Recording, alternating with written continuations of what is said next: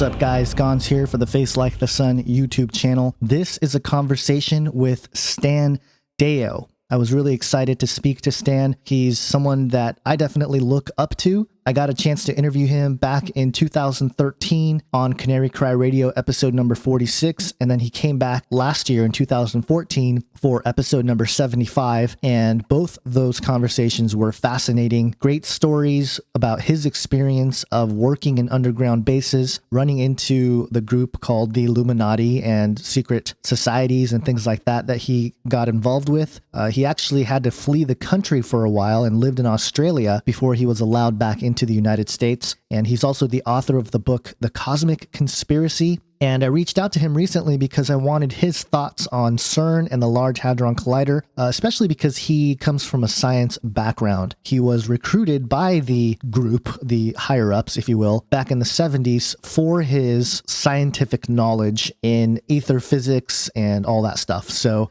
he's someone that I definitely wanted to ask about this whole thing about CERN. And we actually go all over the place. We go from CERN to dimensional portals to outer space to the rapture. He brings up all sorts of stuff. So here's the conversation with Stan Deyo. The first question I asked him was about CERN. And actually, we've been tracking CERN for the last couple months. And if you haven't watched the series of videos, you can go to youtube.com/facelikethesun, and you can look for a playlist called CERN Watch, and you can see all the videos that talk about CERN there on this channel. But in case this is the first time you're hearing about CERN, I asked Stan to start the conversation off to put into his own words what CERN is and what the Large Hadron Collider is.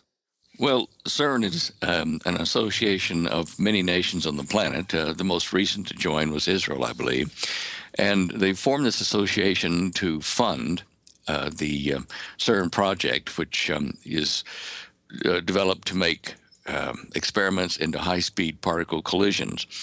And to do that, what they do is they have a beam of, say, hydrogen atom, whatever, or protons that spin around in one direction around the loop, and another little cluster of protons spinning around the opposite direction. And they can manipulate these two beams spinning in opposite directions so that they will coincide and collide.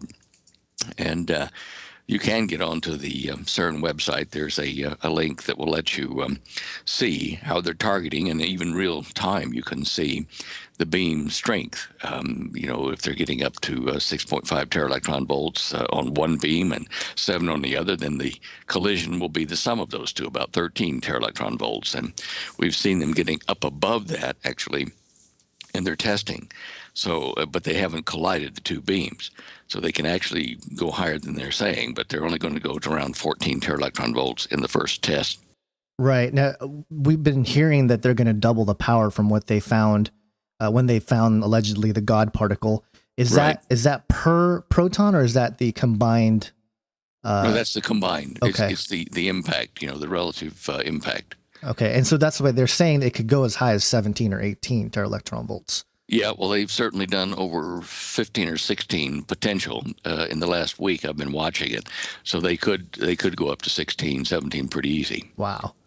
But they're having troubles with their magnets and keeping them balanced, and with overheating in certain magnet coils and stuff like that. So they're little tiny tunings that they need to do before they'll get to the point. But, it only takes about 4 or 5 minutes to fill the rings, and then 20 minutes for them to reach their maximum energy and collide. But during that time, you've got these huge magnetic coils operating, which, the amount of energy in the collision of these two, it sounds like a lot, like 14 tera-electron volt, but it's about the same energy as 12 or 13 mosquitoes flying around. The real issue is the power in the magnets, which take the energy normally to supply a small city with electricity. And those run for hours to run things up and to get things cool. And it's that huge magnetic field that I think has more effect on the Earth's magnetic field than the actual collision itself, which, of course, is meant to perhaps open up an Einstein-Rosen bridge, a wormhole from our universe to a parallel universe. Right, and that was actually leading into my second question, because we've been looking at a lot of portal propaganda. It seems like kids shows, toys, things like that, all of them have some kind of portal involved in, some of their shows. And there's a recent Lego set that's going to be released in September called Dimensions, where it's this whole idea of a same thing, like a Stargate portal type thing. Do you think the Large Hadron Collider will create a portal, actually be able to create it? And do you think there's intention behind that? I don't know about the intention. Certainly, discussions have been held in private circles in physics about the possibility of opening up a portal to a parallel universe. But because the black hole, the mini black hole that will form to open that portal is so small, the length of time that it will survive is like in microseconds. It just is created and then it disappears.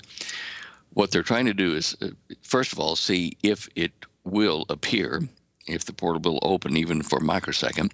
Then if it does, they're going to be looking at other methods of producing gateways that are not using the CERN, but a different type of process that will open a bigger portal and leave it open for a longer period of time. Doing it this way is safe because the micro wormhole will dissolve rather rapidly, and there's no danger of it involving any other mass around it. However, going back into ancient Sumerian records and biblical records, they do talk about the gods coming to Earth in the air, appearing out of nowhere. And in the case of Nimrod building his great tower, it is thought that the top of it was to, he said it was to receive gods. It was the god's portal or doorway. And Bab El in the ancient languages means doorway to God. So perhaps there was a technology shown to him by other beings to build this high ziggurat, put a portal on top of it, and put layers to it so that the beings that came through from a parallel universe who had more energy per atom than we do could dissipate that energy over a period of a few hours, so that when they got to the bottom of the ziggurat, they could touch humans without killing them from the excess energy in their atoms. Anyway, that's kind of the way I see it from studying the old works and looking at the possibilities of parallel universes. Right. So, we've heard from scientists and, world-class physicists that are warning about CERN, saying that, it could, and this was back in 2008 when they first fired it up, saying that it can cause a massive black hole and, the whole Earth can be swallowed up and things like that. You don't have concerns like that at all, or? Not for the CERN experiments. I think that what they're creating, or trying to create, as I say, will boil away rapidly. The physics involved do predict that such a wormhole at a micro level will not have enough, let's call it energy density, to sustain and grow. It will appear and not be able to get enough mass to accelerate its growth and then die. At least that's the ruling wisdom. If we're wrong, well, see you on the other side there, Gonzo. Right. What about if, if we open something up and these beings on the other side are able to maintain or hold open the portal? Is that a possibility, you think? That certainly is. Not being that familiar, any of us, with the effects of such a wormhole on the other side, if it's easily detected. I don't know why they would want to do that, because I'm pretty sure that beings in the parallel universe from the ancient records can open their own portal and can direct it to be wherever they want. Hence, that's why the Nimrod Tower of Babel had a location that the gods could pick to open their portal safely. Even like Ezekiel's flaming chariot in the Old Testament, it appeared in the sky, smoke and cloud around it, and then came down. We don't know how long it took to get down and then to lower its energy density so it didn't kill Ezekiel. But they all appear in the air and then come down, and they appear with heat and light. So I think that these portals, we may see more of them opening here in the near future from the other side. That's really interesting. We actually recently spoke to Anthony Patch, and he had been tracking CERN for a while, and he was suggesting that there are some connections with perhaps the planet Saturn, and it was his highly speculative suggestion that the planet Saturn was the bottomless pit, and that they're trying to create basically Jacob's ladder somehow between our planet and theirs, or to Saturn, and open up some sort of wormhole. What is your opinion on actually just space in general? Does it have anything to do with CERN, do you think? Well, I didn't hear his discussion, but as far as I can understand, a bottomless pit is the inside of a sphere.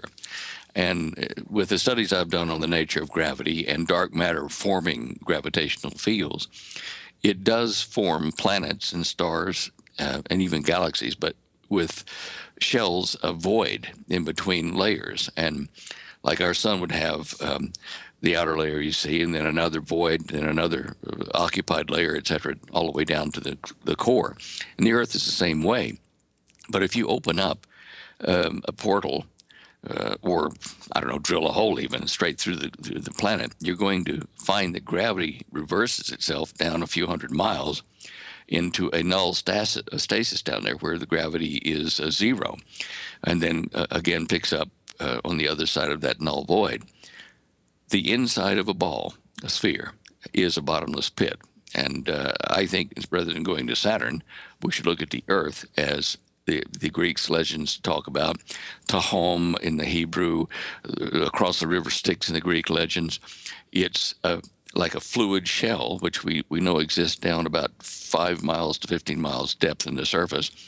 And that's, like with very salty water, it's a relative density of about 3.5 times that of water. And that shell surrounds the Earth underneath the dirt layer. And in the Greek legends, I think they were talking about a way to get across that river, or that flow of water that's all around us, but deep down in the ground, into where the dead souls were kept. And even the Hebrew mentions that. So I think we're talking about the inside of the planet, whether it be in this dimension or a parallel universe. They're pointing inward toward our planet. Right, and that makes sense. If the center of the Earth would be a bottomless pit, there would not be a bottom. That's right. And I would be remiss if I didn't ask you this, because we actually recently had a guest on Canary Cry Radio, and we talked about the flat Earth theory, and it's been kind of a big topic in the conspiracy circles. Everyone's going kind of nuts about the flat Earth. Can you either debunk it or just give us your thoughts on the idea of a flat Earth? Well, all right. Either the Russians and the Chinese and the U.S. satellites and potentially the visits to the moon are wrong, or the photos that are taken from the moon and deep space of Earth show it to be a round sphere that turns. Either those are wrong, everybody is faking them, or there really is a round planet Earth. It would be totally an exception to the whole construction of the universe that we see for one planet to be flat. And it just does not compute. I mean, there are so many things wrong with it gravitationally and, rotationally for the sun and that kind of stuff. The terminator, the light from the sun as the Earth turns, if it were flat, there would be a sudden departure from dark to light, because of the edge. So I just don't believe that at all. It's just silliness. Okay. All right. Yeah, because there's been a lot of talk on it. There seems to be, people that have produced or have offered scientific sort of experiments and things that appeal to a flat Earth rather than a spherical Earth. And, it's interesting stuff, but, I tend to agree with you, just going on record, because people have been coming after me because I entertained the idea of a flat Earth. It's probably not flat or even concave. I've heard a lot of people talk about the concave Earth theory, but anyway, that's kind of a side note. But I guess getting back to CERN a little bit, they have the statue of Shiva, the destroyer, and things like that, and they have some interesting text, Hebrew text, even in the the foyer area and things like that. You had mentioned earlier that they probably, at least the individual workers, probably don't have necessarily any idea of what they're doing or what kind of effects the experiments may be creating. But do you think maybe behind all of that, behind just the workers, in general, do you think there might be some nefarious activity in terms of, because I guess my question is, what is the ultimate goal here? I mean, yeah, great, opening portals and stuff like that, but what, even scientifically speaking, what is the point if we can find, multiple dimensions and things like that? What's their motive? Good question. The thing that first comes to my mind in talking about CERN and how many nations were involved in setting it up and are involved now, why is it so important for all these nations to fund such an experiment? There must be an underlying goal that is so potentially valuable that they would spend money like this. I mean, we're talking billions to build such a project and operate it. For the life of me, all I can think is that they are looking at obviously proving some physics and the how the universe works, but also funding proof of like the brain theory of cosmology, or where we have parallel universes that can connect to each other. We haven't even dealt with the universe we're in, and they're already probing those areas. So I suspect that at a very high level of governments, that we are already being visited by beings from the other side who are funding this kind of research for us to develop something that they need, to open up a portal. In the book of the Revelation of John, it does speak about a messenger from the upper levels coming down to earth and opening up a doorway to the bottomless pit down inside the earth to let things out. So maybe this is research being done to develop the technology we need here to do such a thing.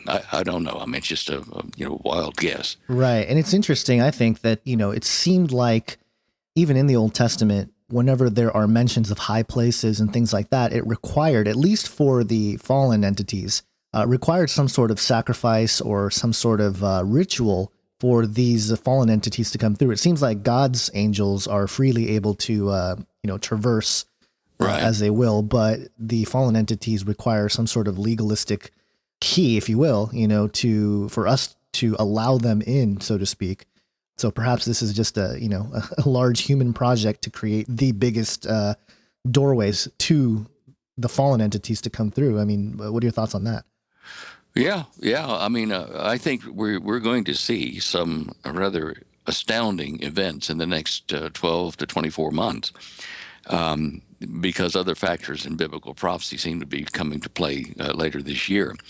And that would then require the presence of this fake alien landing, invasion, whatever.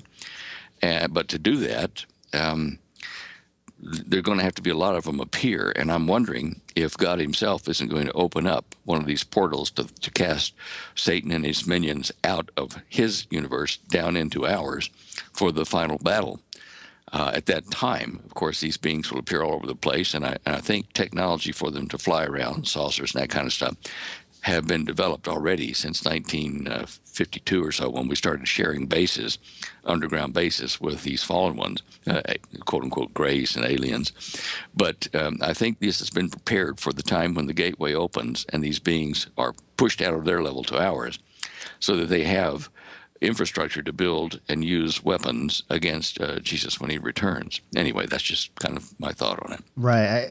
It's so interesting. And I know, when we had you on an early episode of Canary Cry Radio, you told your stories of experiences of things you've seen and things you've encountered. And that stuff's fascinating. And I'll point people to those interviews All right. in the links. But yeah, I mean, how do you think the whole, I guess, the alien invasion or the staged invasion, how could that play out? I mean, it seems to me that the Obama or whoever, Hillary or whoever this president's going to be announcing alien presence is not going to be enough to really convince the whole world.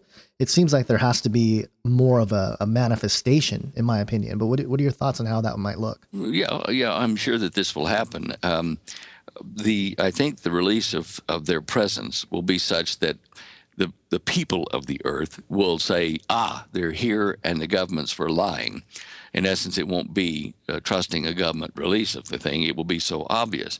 They'll be in the skies, like in the movie V, or in 4th of July, the the beings and their craft, big ones, will be over major cities or locations that will be on TV worldwide, and people will go, "Oh, they're here, Are they friendly?" Now, I think that this will have to come at the height of a global threat so real that people will say to anyone, "Help us avoid this, or we're going to be extinct," the human race. I think what we're going to see is in the Middle East, Israel will have to make a preemptive nuclear strike on Iran and its nuclear facilities. Now, doing so will, of course, bring the world to the edge of World War III. The explosions, the damage will be broadcast worldwide, and people will cry out for, "We need a peace treaty or something. Stop the Israelis from doing this. Come on, guys, this is World War III." And that will be a point when we can have the super technology of these quote-unquote aliens appear over the skies and say to us, "Look, we can help you bring peace to your planet.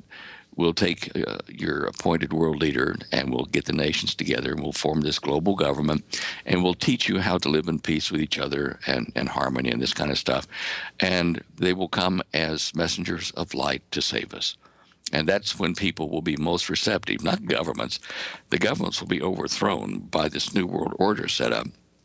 And I think that we'll see the Illuminati see what the price of being a traitor is. They will be destroyed by the new world order. That's really interesting. And that's, I think a lot of, those of us who do research see sort of a similar thing where, it looks like Satan has been working this Illuminati structure for so long, and now the information is getting out there. People are learning about it. But what a great deception if, it's destroyed, and whatever destroys it must be the good guys, right? So, That's right. That's right. Yeah, makes sense. And it's really interesting. I've been looking at some of the extra biblical text, and I want to credit this to John Baptist from Tribulation Now, who brought this to my attention. And the second book of Esdras is an interesting one. I think it used to be in the original King James, before they took out and brought it back down to 66 books. But right. In any case, in Second Esdras, chapter 15, verse 29, it says, "Where the nations of the dragons of Arabia shall come out with many chariots,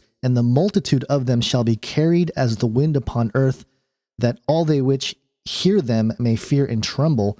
It just makes me wonder, Right. the nations of the dragons of Arabia, coming like a wind, a multitude on chariots, Well, now, that makes sense, because I've been researching something that suddenly leaped out of the book of Revelation, the 13th chapter to me, identifying the name of the Antichrist.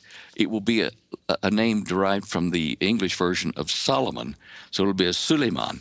And I started looking in the Arab nations for mighty military leaders that could be potentially a Solomon-type figure who would have great military prowess. And at this point, one of the leading fellows is from Iran, Qasem Soleimani, a general, who is being hailed as a military genius all over the world for how he wins against ISIS. Now, there's him. There's Erdogan, who's the president or prime minister of Turkey, who's acting like a Solomon himself. But the name Solomon will be involved in the consortium of Arab nations that come together against Israel. And so when you say those things are coming from the dragon nations, of Arabia, that agrees with that completely. They will make a deal with Satan for the power needed to take over the world. Peacefully, of course, in quotes. As you say, a huge deception. But I didn't have that book of Esdras. I don't think, I'm looking on my shelf, I don't think I've got that extra biblical text here. But anyway, I have heard of it. Yeah. And that's quite interesting that you found that. I'll have to look that up. Yeah, it's definitely fascinating. And when it talks about in Revelation 13, since you brought it up, it talks about the first beast and, who is able to make war with him. And I find that fascinating because it does speak to a military power. And, before all that, it says that, the dragon will give him authority, will give him power. Do you think that this has something to do with technology, some sort of technology that Satan, the dragon, will provide whoever the beast will be? Oh yeah, yeah, definitely.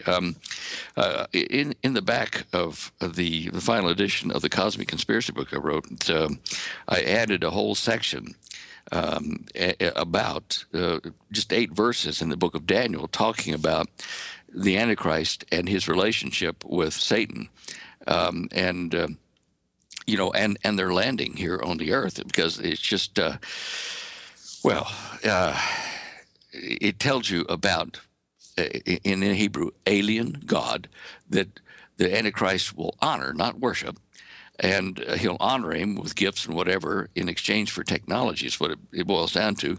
And to have that power to control the planet, the Antichrist will then allocate certain lands and people to the alien god and his minions, to do with as they wish. And that as they wish is a rather scary thing, because in the retranslation I've done of the Hebrew and Daniel, it looks like they treat us like fodder or clay and things to be crushed underfoot. Anyway, you can see these, the direct translation in my book. I show the Hebrew and the word-for-word translation of it, which it might be like in the movie V, where they even consume people. It says Satan will wander the earth going to and fro like a hungry lion, and it does say that we're treated like fodder in Daniel. So that's spooky. I don't want to particularly be here when that manifests. Right. Yeah. Anyway. Yeah. Yeah. I mean, the rabbit trail just keeps going deeper, and there's always something to be uncovered, I think. And it's interesting that we're living in times that a lot of this is coming to light, with a lot of great researchers, and not all of it agrees with everybody. And I think people get hung up on some of the disagreements instead of where we can agree. And, especially the church itself, the conversations get more heated, the debates get more heated on the timing of the rapture and everything else. But, just to, I don't want to keep you for too much longer, but is there That's anything, all right. is there anything that, that's particularly on your heart that you want to share with people, with things you've been researching recently or anything like that? Sure. On the issue of the rapture, as you say, it's a very heated discussion that goes on. One thing that sticks out in my mind is that the rapture, whenever it occurs, I think will occur at a certain time of year during the harvest, or during the first fruits harvest, which we're in now in Shavuot. And Shavuot, of course, is ending this year in May 23rd to the 25th of May. It's a 49-day period in which I think the actual rapture take place. Now, I also know from Thessalonians that this rapture cannot take place until the man of sin is revealed, which means somewhere perhaps around the beginning of the 7-year tribulation. But when would have to be, I think, in this period of time I'm talking about, each year after Easter, after Pesach, and during the Shavuot celebration in the Hebrew calendar. All right, we're in that now. But the man of sin, as far as I know, has not been revealed this year. Unless he's revealed between now and the 25th, say, of May, then we have to go through another year of events before I think the rapture can occur. So the situation in the Middle East is at powder keg point. It is where Israel has to make some kind of a move, either accept the peace treaty now or bomb the crud out of Iran and then accept the peace treaty on its own terms. Whatever happens, this year I think we'll see the beginning of that 7-year peace treaty toward the end of the year or early next year.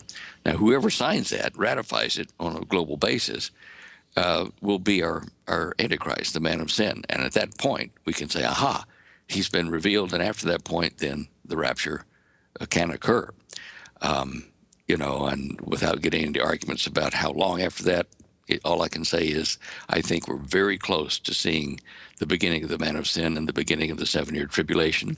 And it's time to make your preparations to endure off-grid when this happens, because there are going to be a lot of changes, especially the United States. I think the United States is going to be destroyed before the peace treaty, because we have nuclear power which could block the Russian and Chinese involvement in the Middle East against Israel.